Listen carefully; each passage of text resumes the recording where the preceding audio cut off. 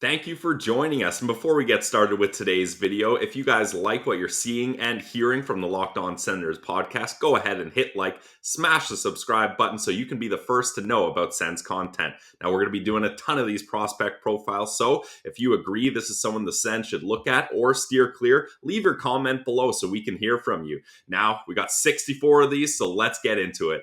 Coming in at number 57, it is with an average ranking of 54, centerman Phillip Bystad. Yep, Phillip Bystad. Finally, we're getting out of the O, and we are now getting into some serious size, Ross. 6'4", 187 pounds. He's a centerman.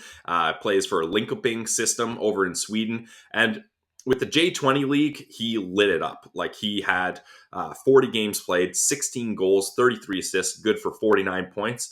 That season earned him a cup of coffee in the SHL, where in 15 SHL games he had a goal and an assist. And I really think I'd like to get someone on the show, Ross, that covers the Swedish leagues and Swedish prospects more, just so I have an idea.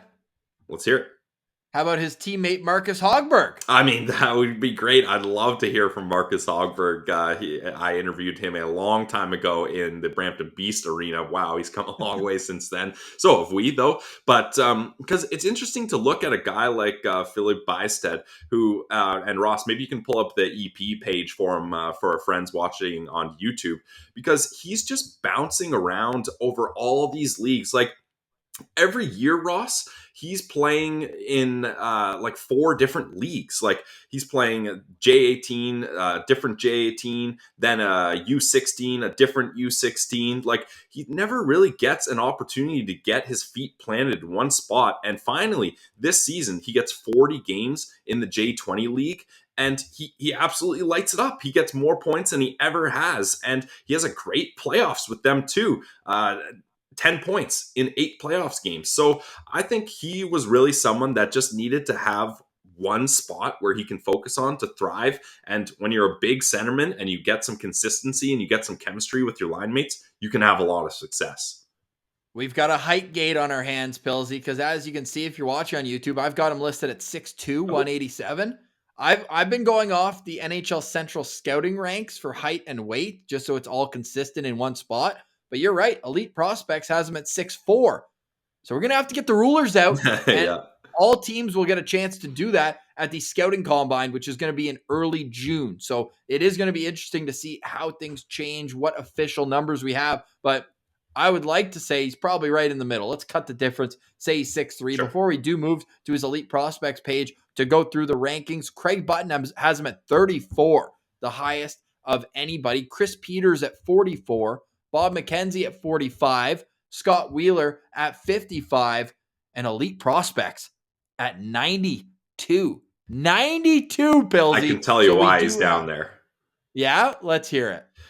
Phillip Bystad is not known for being a good skater. In fact, that's the biggest knock on him, is his skating. And a bunch of reports that I read, that's the first thing they kind of mentioned. Big guy. He had a great year in the J20 league over in Sweden, but sick shot. Yeah, sick shot, but his skating needs a lot of work. And like we mentioned, EP focuses a lot on the skating, rightfully so. I mean, this is a fast league these days, and young players, if you don't have good skating, your size can only get you so far. But what I like about Bystad, Ross, is he uses his size to get in lanes, and he's a tough player defensively.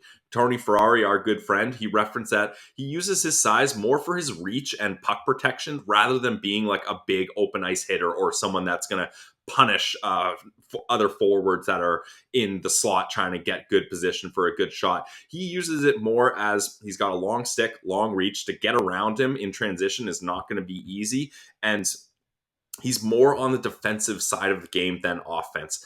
I really feel like he's a defense-first player that's going to be an effective penalty killer in a bottom 6 one day. Yeah, I think that's fair for Phillip Bystad. And we'll pull up here, if you're watching on YouTube, his Elite Prospects page. Already 18 years old, a February 2004 birthday from Linkoping. So he's playing in his hometown team. And as we mentioned already, the rankings for the most part are somewhere between 34 and 50. But then elite prospects just absolutely hates him. 92nd. I mean, it could be worse. Could be a do not draft, Pilsy? We know all about that. But to your point, like, look at this. This is just in the last 5 Insane. seasons. Yeah, he's played everywhere. But only like So 4 games, 12 games, 2 games. Like, how are you supposed, and this is why I'd like to talk to someone to see how this kind of development works. Like, how are you supposed to develop at all when you're constantly changing teams, coaches, schemes? Like, everything is just changing on you all the time. Like, I don't understand how you could get good development there. yeah, it's very fair. His didn't seem to bother him in playing against his own age group this year. You mentioned that it was the most consistency. The only time he's played 20 games, well, more than 15 games Yeah. with the same team. He got to play 40 there. And you can tell just from his numbers in the playoffs, 9 assists and 1 goal in 8 playoff games. So certainly looking to dish the puck more than shoot it. But as long as he's bringing a defensive presence as well, if that skating improves, he's one of those guys who NHL scouts are going to salivate over and be like, okay, if we can just fix his skating, he could be a pretty sick middle six centerman. Do you see him as a guy who projects as a centerman at the next level? Yeah, I do. With his size and his ability to play well defensively, You're going to have to match up. Like, think about him going up against Ottawa. Like, Timmy could burn around this guy pretty quick. So how can he play center if his skating is such a flaw?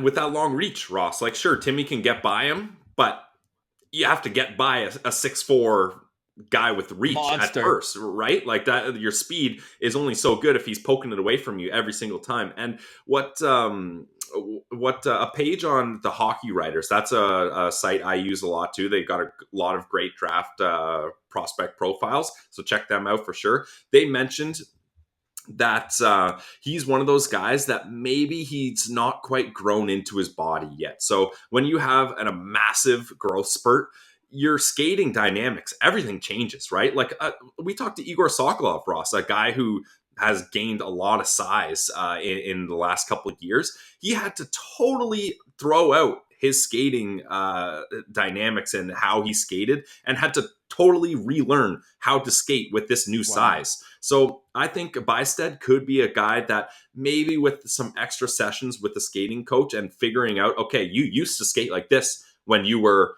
5'11" a couple years ago, but now you're 6'4". You got to change everything, your motion, your stride. You need to change a lot of things to be effective. So maybe he just needs some time to figure that out. So Scott Wheeler, who's usually pretty partial to smaller players that are explosive and all that, well, his quote after the U18s this year, where he won a gold medal, Bystedt. Is that good? Was he contributing on there too? Of course, maybe not as much as his teammates were. Certainly not like Jonathan Lekkerimäki, who we did before we even started the countdown. We just had to profile 3 guys who were going top 10. So again, you can go watch that draft profile right on this playlist if you're watching on YouTube. But he was a defense first role on that team and still had 3 points in 6 games. But that's what you're getting. You're getting a defense first center who might have some untapped offensive potential. But back to what Scott Wheeler said, big boy that moves well once he builds a head of steam through the neutral zone. So I think it's just he lacks right now the explosiveness. Mm-hmm. But again, once he gets up to speed, when you have limbs that long, you're going to be able to create momentum through that. So I think that his vision's solid. Back to Scott Wheeler's quote, good puck control protection tools for his sides, which goes back to what you mentioned. Tony pointed out about he uses that big body effectively, kind of like Logan Brown did. Say what you want about the injuries, but Logan Brown was always good at protecting the puck away from defenders with that long reach. So I think that you're certainly getting a safer pick here, but a guy, again, and we're probably going to say this a lot in this range here from 40 to 60, there's untapped potential. It's just, can they reach it? What do you have for him as a potential Senators pick?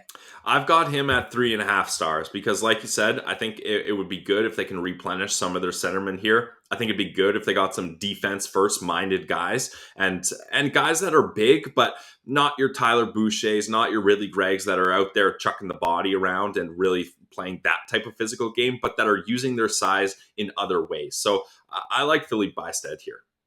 I have him at 3.5 stars as well. I think it's the first time you and I have the exact same amount of stars on a prospect, and we're going to have plenty more to come as we count down our top 64 NHL draft prospects.